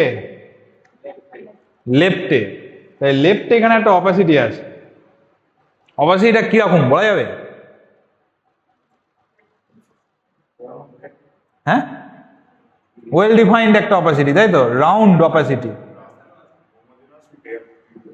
এয়ার ফ্লুইড লেভেল, লেভেল তো হয়নি, এটা তো উঁচু আছে, তাহলে উপরে একটা লুসেন্সি আছে, তাই তো। এটা কি? এটা লেভেল হয়নি না, রিভার্স হ্যালো নয়, এটা রিভার্স হ্যালো সিটির ফাইন্ডিং। এটা হচ্ছে ফাঙ্গাল বল। তাহলে ওপরে এই যে লুসেন্ট যে জায়গাটা আছে, ওটা হচ্ছে একটা এয়ারই আছে, কিন্তু লেভেল হয়নি, গোল জিনিস আছে তার মানে ভিতরে। এটাকে বলে এয়ার ক্রেসেন্ট সাইন, ক্রেসেন্টের মতো দেখতে, এয়ার ক্রেসেন্ট সাইন বা মনোড সাইন। এটা মোস্ট কমনলি পাওয়া যায় ফাঙ্গাল বল। আর একটা জায়গায় পাওয়া যায়, যদি বলে আর একটা সিনারিও বলা হোক যেখানে হচ্ছে এয়ার ক্রেসেন্ট সাইন পাওয়া যায়, সেটা হচ্ছে রাসমুসেন্স অ্যানিউরিজম।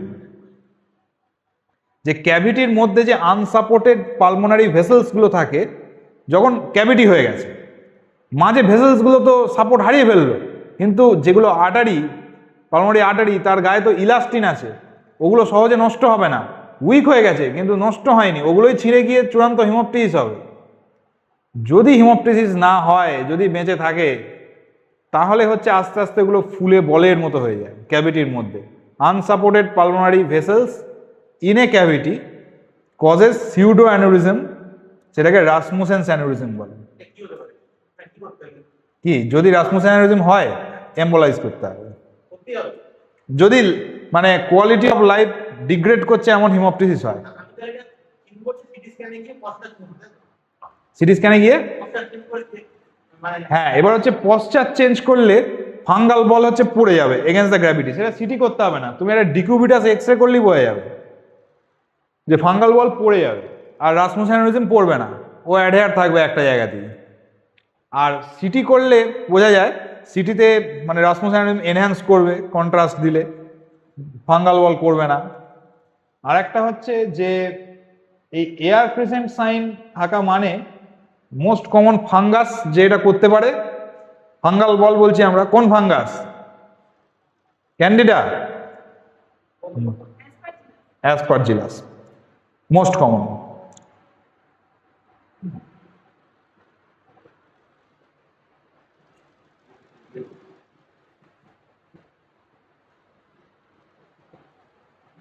এই এক্সরেটাও আমরা অনেক সময় পাই, যে একটা লিনিয়ার লাইন দেখতে পাওয়া যাচ্ছে, কিন্তু পেশেন্ট ক্লিনিক্যালি স্টেবল বসে আছেন। তাহলে এটা কি? এটা কি নিউমোথোরাক্স? এটা সবাই ফেস করেছে কোনো না কোনো সময়। তো এটাকে স্কিন ফোল্ড। এটা তো অনেক সময় বাইলারালিও থাকে।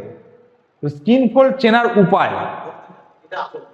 স্কিন ফোল্ড চেনার উপায় হচ্ছে যে লাইনটাকে ট্রেস করতে হবে যতদূর যাওয়া যায়। ও কি লাং প্যারেনকাইমা থেকে বেরিয়ে যাচ্ছে? যদি বেরিয়ে যায় তাহলে স্কিন ফোল্ড ওটা। আর একটা হচ্ছে লাং যখন কোলাপস করে ইউজুয়ালি রিটেন্স দ্য কনভেক্সিটি। যদি কনকেভ লাইন দেখতে পাওয়া যায় তাহলে আরো বেশি করে সন্দেহ করতে হবে, আরো বেশি করে ট্রেস করতে হবে, যতদূর ট্রেস করা যায়। প্রয়োজনে আন্ডার এক্সপোজড ফিল্ম দেখে ট্রেস করতে হবে। তো এখানে এই লাইনটাকে যদি ট্রেস করা হয়,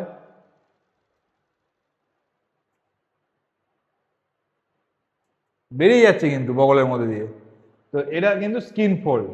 আর হচ্ছে যদি একাধিক লাইন থাকে, নিউমোথোরাক্সে একাধিক কোলাপস লাঙের লাইন তো হবে না। হয়েছিল? একবার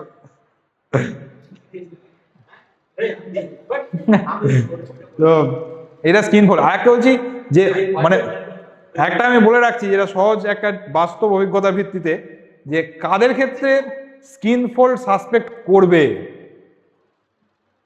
খুব রোগা আর খুব মোটা, এই দুটোই। খুব রোগা বিশেষত ফিমেল, ভেরি এজেড, তাদের ক্ষেত্রে বেশি এই স্কিন ফোল্ড আর্টিফ্যাক্টস দেখতে পাওয়া যায়। অথবা খুব মোটা, এই দুটোর ক্ষেত্রেই দেখতে পাওয়া যায়। নর্মাল বিল্টের মানুষে ইউজুয়ালি পাওয়া যায় না।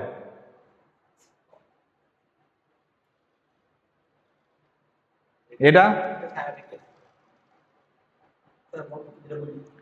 এয়ার ফ্লুইড লেভেল, তাই তো? সেম জিনিস, শুধু এখানে ফ্ল্যাট।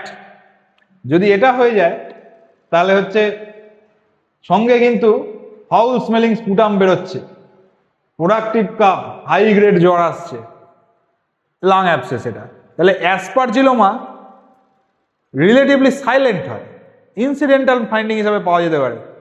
কিন্তু যদি এটা হয়, এখানে অ্যাংরি লুকিং পেশেন্ট হবে একদম, জ্বর আসছে, ফাউল স্মেলিং কফ উঠছে, ভয়ঙ্কর, প্রচুর কফ ওঠে। আর একটা অ্যাবসেস লাঙের মধ্যে হিল করছে না বড় হচ্ছে সেটা বোঝা যায় সেই অ্যাবসেসের পেরি ক্যাভিটারি কনসলিডেশন এরিয়াটা দিয়ে।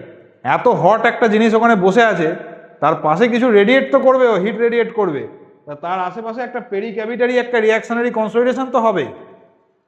ইন অর্ডার টু বডির অ্যাটেম্প টু অ্যারেস্ট বা কন্টেন দ্য ইনফেকশন। যদি দেখা যায় যে অ্যাবসেসটা হিল করছে, তাহলে বডিও তার ডিফেন্সিভ মেকানিজমগুলোকে কিন্তু কমিয়ে দেবে। তাহলে abscess will be more thin world, air fluid লেভেলের মধ্যে এয়ারের পরিমাণ বাড়বে, ফ্লুইড কমে যাবে, আর পেরিক্যাভিটারি কনসলিডেশন কিন্তু কমে গিয়ে সরু ওয়াল হয়ে যাবে। আচ্ছা, নেভার ড্রেন অ্যান অ্যাবসেস, আমি বলে দিলাম কখনো অ্যাবসেসে কিন্তু ড্রেন করতে নেই, unless abscess is more than 7 centimetre in the widest diameter এবং নট রিজলভিং উইথ অ্যান্টিবায়োটিক্স। লাঙের অ্যাবসেসের ক্ষেত্রে, লিভার টিভারের ক্ষেত্রে আলাদা, কিন্তু লাঙের অ্যাবসেসে কিন্তু নেভার ড্রেন। তার কারণ এয়ার ফ্লুইড লেভেল তৈরি হয়েছে মানে ন্যাচারালি একটা কানেকশন তৈরি হয়ে গেছে এয়ারওয়ের সাথে, ও বেরোবে, কেসে কেসে বেরোবে। মিউকোকাইনেসিসটাকেই আরো ভালো করে করা হোক, বেরিয়ে যাবে। কিন্তু যদি বাইরে থেকে পারকিউটেনিয়াসলি ফোটানো হয়, ফোটানো মানে প্লুরাল স্পেসের মধ্যে দিয়ে তো ফোটানো হবে, প্লুরা অ্যাপোজ আছে, কিন্তু প্লুরা ভেদ করে ওই যে গেল এবং কন্টেমিনেটেড মেটেরিয়ালটা লেগে বেরিয়ে এলো, এমপাইমা ইনভাইট করবো তাহলে আমরা, এটা করা যাবে না।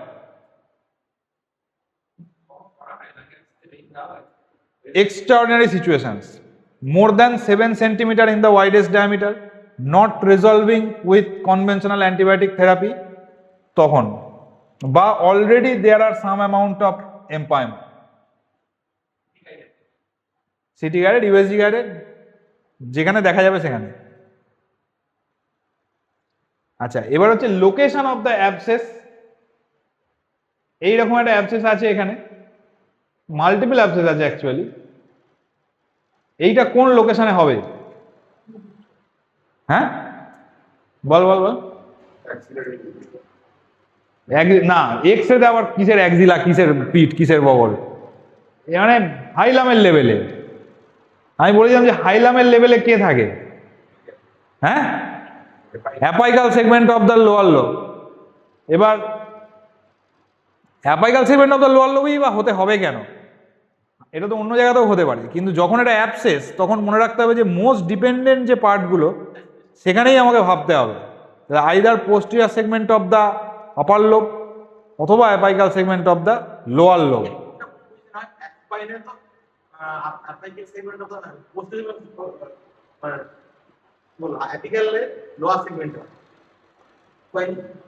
সুপাইন অবস্থায় থাকলে হচ্ছে এই দুটো, posterior segment of the upper lobe অথবা apical segment of the lower lobe.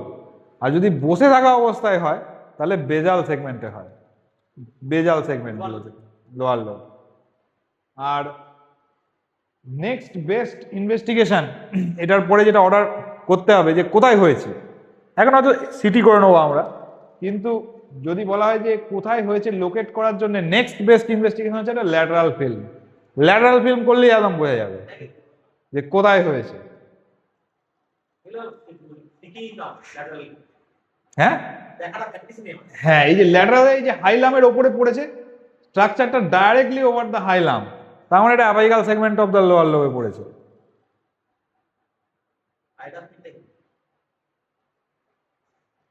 Normal না অ্যাবনর্মাল? এগুলো কি একটা আছে মনে হচ্ছে না, খুব বড় বড় হয়ে আছে এবং ক্যালসিফাইড। এইটা হচ্ছে এক্সেল ক্যালসিফিকেশন, বাইল্যাটারাল হাইলার লিম্ফ্যাডনোপ্যাথি। এইটাকে কেন গো? এই জায়গাটা না, রাইট মিডল লোব কোলাপসে যেটা হবে সেটা হচ্ছে এরকম একটা পিরামিডাল অপাসিটি তৈরি হবে অ্যাট দ্য লেভেল অফ হাইলাম। এখানে তো কোনো খোঁচা অপাসিটি নেই, এখানে তুমি বলতে পারো যে এর কি medial segment of the lower লোবটা কোলাপস আছে, সেটা বললে তাও একটা তর্ক বিতর্কের জায়গা আসবে। কিন্তু আমরা যেটা দেখবো, যে জায়গাটাকে আমরা বলছি যে লোয়ার লোবের মিডিয়াল সেগমেন্টের বা পোস্টিরিয়র বেসাল সেগমেন্টের কোলাপস আছে কিনা, যদি থাকে তাহলে সেটা ডেফিনেটলি হার্টের সাথে সিলোড করবে না, সেটা ডায়াফ্রামের সাথেই সিলোড করবে, এবং সেখানে একটা দুটো লাইন দেখা যাবেই যাবে এনি লোয়ার লোব কোলাপসে। আর এটা যদি মিডিল লোব কোলাপস হয়, মিডিল লোব কোলাপস হলে একটা প্রজেক্টেড এরিয়া দেখা যাবেই যাবে।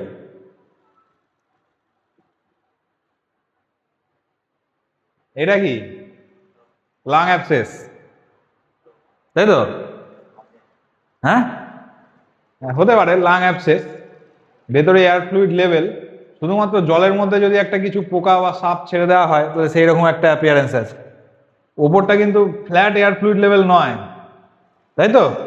একটু ঢিপি ঢিপি একটা সাপের মতো কিছু একটা টাইপের একটা ব্যাপার বা কিছু একটা আছে, এখানে কিছু একটা আছে। কি এটা? হ্যাঁ,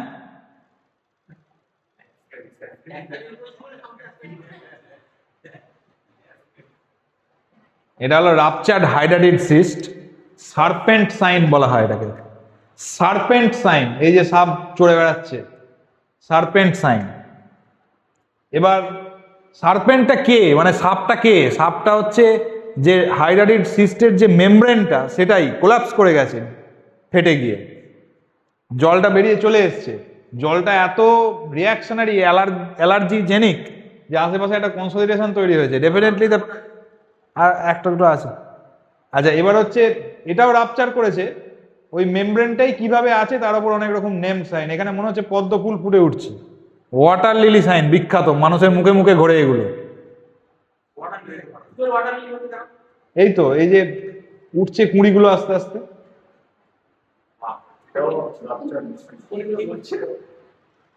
পদ্ম ফুলের কুঁড়ি উঠছে। হ্যাঁ, ওই তো ওই গোল, ওইগুলোই আস্তে আস্তে এই যে ফুটে ওঠার মতো এইভাবে। হ্যাঁ হ্যাঁ, মানে ওগুলো মেমব্রেনের কনভলিউশনস গুলোই দেখা যাচ্ছে। আরো যদি শুকিয়ে যায় তাহলে সার্পেন্ট সাইন হবে, আরো যদি শুকিয়ে যায় তাহলে এমটি সিস্ট সাইন হবে, কাট হুইল সাইন আছে, মোটামুটি 12-13টা সাইন আছে এই মানে এই হাইড্রাটিডের রেডিওলজি। এটাও আগের দিন বলেছিলাম, কিন্তু আমরা সবাই দেখেছি এখান থেকে হাইলাম থেকে বেরোয় সব ভেন ফেন আটারি ফাটারি, এখানে একটা মোটা আর একটা কি নামছে, ডায়াফ্রামের তলায় নেমে যাচ্ছে আবার ওটা। দেখতে কিছুটা তরোয়ালের মতো। হ্যাঁ, এটা হচ্ছে স্কিমিটার সিনড্রোম। বলেছিলাম স্কিমিটার ভেন আছে, যেটা ওই অ্যারাবিয়ান ড্যাগার, যেটা স্কিমিটারের মতো। ওই স্কিমিটার ভেন হচ্ছে একটা এমব্রায়োনিক ডরসাল ভেনের রেমনেন্ট, কারো কারোর মধ্যে থেকে যায় এরকম স্কিমিটার ভেন। করেন, তবে অনেক সময় দেখা যায় এই জিনিসটা। একটি দেখেছি জীবনে, তুমি দেখেছো? একটা দেখেছি। আচ্ছা, আমরা তো লাংস ফাংস দেখছি, এবার রিব গুলোর দিকেও কিন্তু তাকাতে হবে। রিবে যদি হঠাৎ করে এরকম একটা জিনিস চোখে পড়ে কোথাও, এইটা এটা বলছো। না এক্সট্রামুলার হিমাটোপয়েসিস কিন্তু ফোকালি একটা রিবে একটা সাইটে হয়েছে, নেভার। এটা জেনারেলাইজ ফেনোমেনা হবে। হ্যাঁ, এবিসি মানে হতে পারে, একটা ডিডি হতে পারে। এটা এটা এটা একটা lytic cystic lesion on rib. It can be aneurysmal bone cyst, it can be মানে রিব মেটাস্টেসিস, এনিথিং। এইটা এই ল্যাটারাল ফিল্মে অনেক সময় পেরিকার্ডিয়াল ইফিউশন এভাবে দেখতে পাওয়া যায়। ওরেও কুকি সাইন, এদিকে একটা ওরেও হচ্ছে পেরিকার্ডিয়াল ফ্যাট, একটা এপিকার্ডিয়াল ফ্যাট আর একটা পেরিকার্ডিয়াল ফ্যাট, তার মাঝে জল। এটা কি কারণ? হ্যাঁ, এই তো ফ্যাট হচ্ছে কালো দেখায় এই। আচ্ছা, এগুলো হচ্ছে ইফিউশন ফিশারের মধ্যে আছে, ফিশরাল ইফিউশন, ফিউসিফর্ম শেপেড হয়। এইটা কোনো অ্যাবনর্মালিটি আছে? এটা এটা অ্যাবনর্মাল কি আছে? Subdiaphragmatic effusion. তার ডায়াফ্রাম উঠে গেছে একটা পয়েন্ট, আর একটা পয়েন্ট আছে। হ্যাঁ, ডায়াফ্রামিক ইন্ডেক্স বেড়ে গেছে। আর একটা যে highest point of the diaphragm lateralised, বাইরের দিকে সরে গেছে হাইয়েস্ট পয়েন্ট অফ ডায়াফ্রামটা, মিড পয়েন্টে থাকে ওটা। মানুষের মুখে মুখে ফেরে। গুয়ো স্যার খুব ইন্টারেস্টেড কিন্তু এটা নিয়ে। একমাত্র একটাই এক্স রে যেটা থাকলে কিন্তু সিটি ব্রেনের বাইরেও গুয়ো স্যার চেস্ট এক্স রে টেনে দেখবে, এটা হচ্ছে কিন্তু গোল্ডেন এস সাইন। এই গোল্ডেন এসের এইটা কোল্যাপস, এইটা মাস। মাস উইথ কোল্যাপস মানে গোল্ডেন এস, পুরোটাই কোল্যাপস হয়ে যেতে পারতো। এখানে মাসটাই এত বড় যে সেটার একটা বাল্জ দেখতে পাওয়া যাচ্ছে, যেটা এস এর একটা আর্ম দিচ্ছে।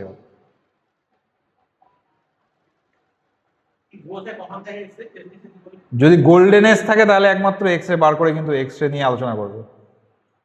স্যার খুবই ফ্যাসিনেটেড ওটা নিয়ে। হ্যাঁ, কি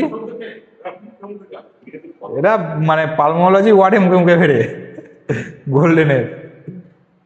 আচ্ছা, এইটা হচ্ছে জাক্সটা ফ্রেনিক পিক সাইন, মানে আপার লোব কোল্যাপস যদি কখনো থাকে তখন কিন্তু নিচের দিক থেকে লোবগুলোকে এরকম ট্র্যাকশন তৈরি হয়, এখানে জাক্সটাফেনিক পিক সাইন তৈরি। এটা আপার লোব কোল্যাপসে পাওয়া যায়। এটা কি?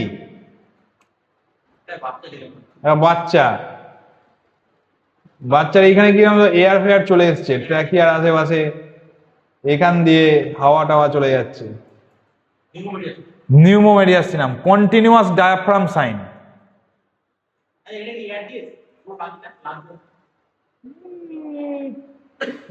বাকি লোয়ার জোনটা এত স্পেয়ার্ড কমেন্ট করা মুশকিল।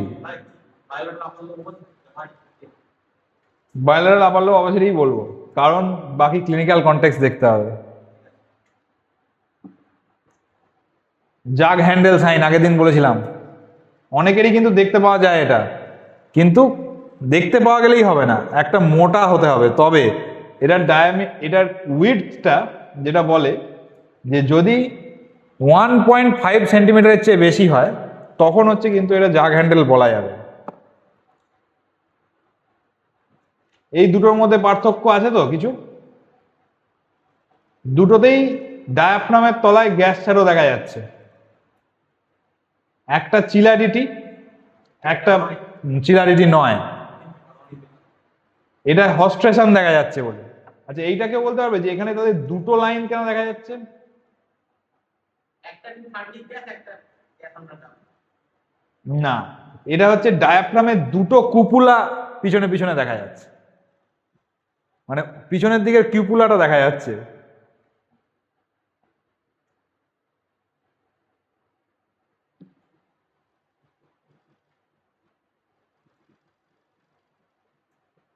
এটা নর্মাল লোয়ার অ্যানাটমির জন্য। আচ্ছা, এইটা অ্যাবনর্মাল তো, পাথর খাদানে কাজ করে, সিমেন্ট ফ্যাক্টরিতে কাজ করে, স্টোন ক্রাশার, এইরকম অপাসিটি দেখতে পাওয়া গেল। এই গাছটা ইউরোপে হয়, এটা দিয়ে ক্রিসমাস ট্রি ডেকোরেশন হতে দেখতে পাওয়া যায়। এটার নাম হচ্ছে হোলি লিফ। এটা হচ্ছে holly leaf pleural calcification, pathognomonic of silicosis. ওই ওইটা কেন যে কোনো কিছু না। ও হোলি লিপ দিয়েই আছে, কিছু করার নেই, আমাদের এখানে আবিষ্কার হয়নি তো এটা।